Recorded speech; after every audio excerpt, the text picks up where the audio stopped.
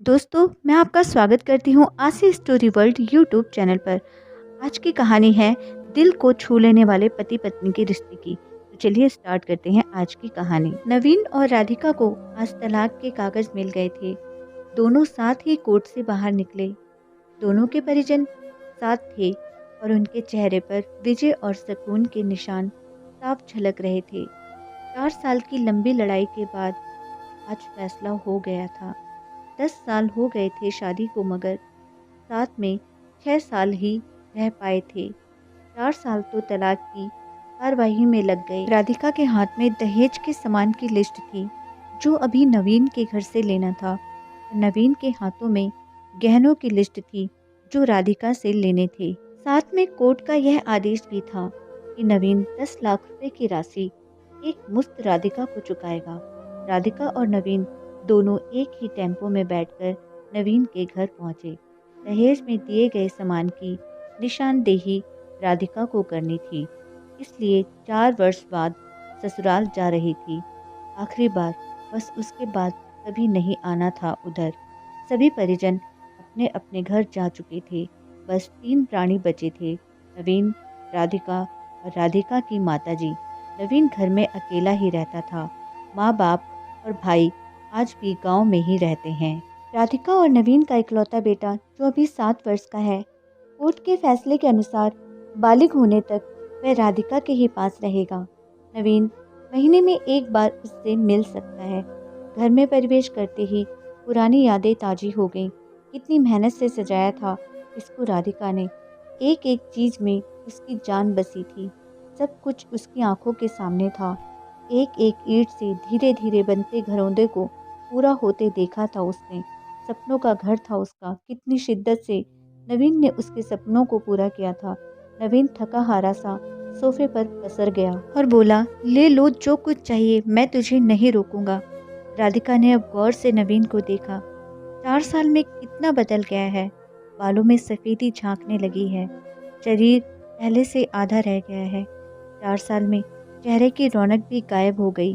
वह store room की तरफ बढ़ी जहां उसके दहेज का अधिकार सामान पड़ा था। सामान ओल्ड फैशन का था, इसलिए कबाड़ की तरह स्टोर रूम में डाल दिया था। मिला भी कितना था उसको? दहेज प्रेम विवाह था दोनों का। घर वाले तो मजबूरी में साथ हुए थे। प्रेम विवाह था तभी तो नजर लग गई किसी की, क्योंकि प्रेमी जोड़ी को हर कोई टूटता हुआ देखना चाहता है।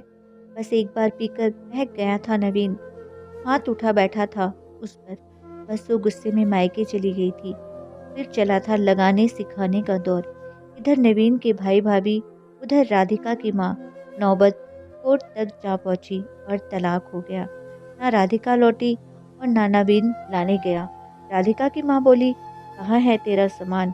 इधर तो नहीं दिखता, बेच दिया होगा इस शराबी ने। चुप रहो माँ। राधिका को ना जाने क्यों नवीन को उसके मुंह पर शराबी कहना अच्छा नहीं लगा। फिर स्टोर रूम में पड़े सामान को एक एक कर लिस्ट में मिलाया गया। बाकी कमरों से भी लिस्ट का सामान उठा लिया गया।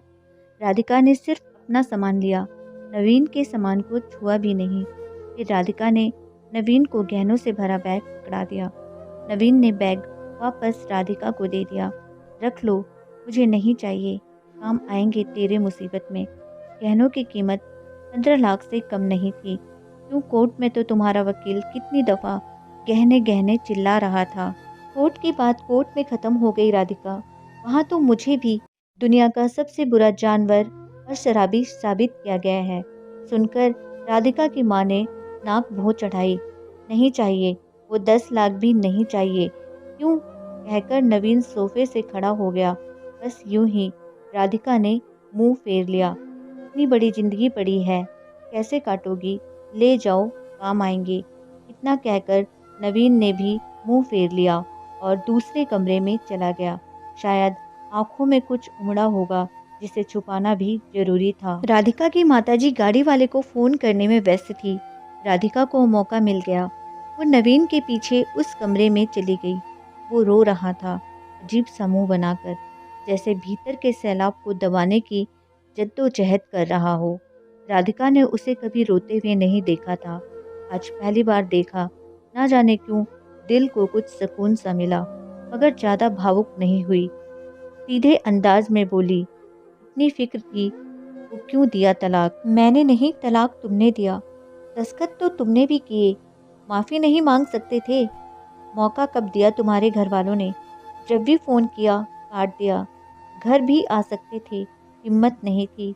राधिका की माँ आ गई, वो उसका हाथ पकड़कर बाहर ले गई। अब क्यों मुंह लग रही है इसके? तो रिश्ता भी खत्म हो गया। माँ बेटी बाहर बरामदे में सोफे पर बैठकर गाड़ी का इंतजार करने लगी। राधिका के भीतर भी कुछ टूट रहा था, दिल बैठा जा रहा था।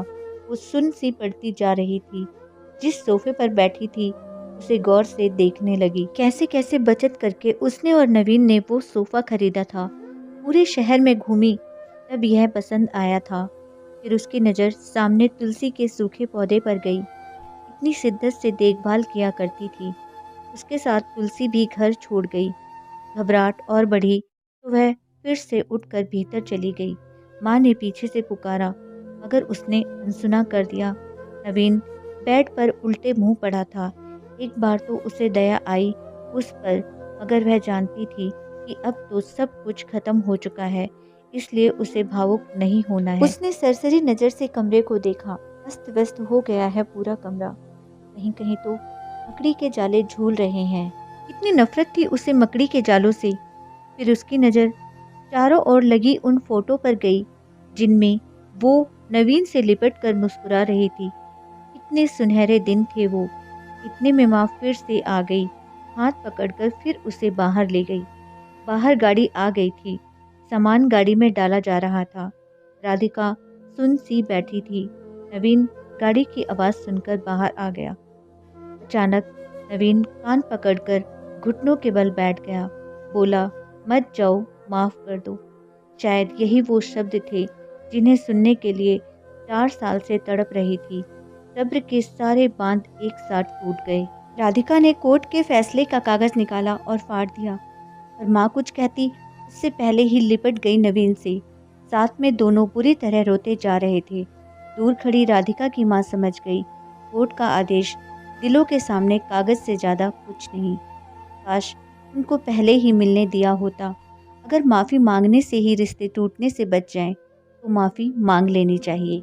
इसी के साथ मैं आपसे विदा लेती हूँ। दोस्तों, कहानी कैसी लगी कृपया कमेंट करके ज़रूर बताएं।